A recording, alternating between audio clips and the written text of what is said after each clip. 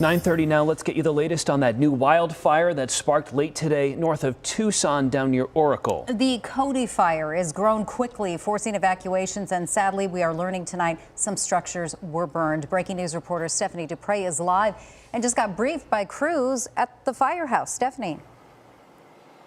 Hey, you guys, we just got an update moments ago, and we've learned that the fire has now burned across 1,000 acres. Now, that's double from the last update we got. So as you can imagine, the evacuation orders have also been updated within the last minute or so. So I'm going to check my phone here so I can give you the accurate information. We're going to pull up that map that we have been showing you throughout the course of the evening so our viewers, community members who do get our station out here can see in the last minute or so. The evacuation order has expanded. So zones 5 and 13 through 19 are in go status, which means you need to evacuate right now. The sheriff's office says zones 1 through 12 should also be ready to go. Now, officials here in Oracle say that they are in full force trying to get the flames under control.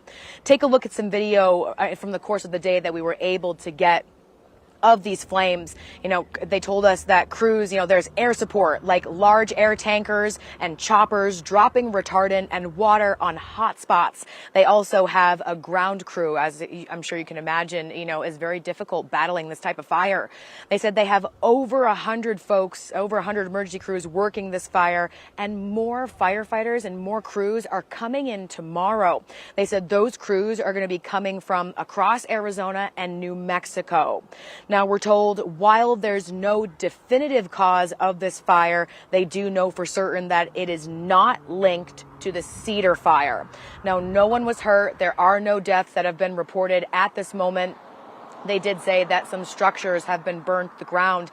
They don't know what those buildings are, a number of those buildings. There are updates for shelters, for community members to go to within the area, as well as what you can do with your animals. There's a lot to unpack here. So what I just brought you is what we can give you for now. We'll have more updates the rest of this newscast, and we're also going to be posting what we can online, so you can have access to that on azfamily.com.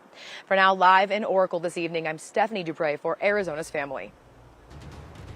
All right, Stephanie, thank you. That map that she just mentioned, it's on our website, azfamily.com, so you can share it with your friends that are down south in the Tucson area. This is in Oracle. This is kind of a time lapse from the U.S. Forest Service.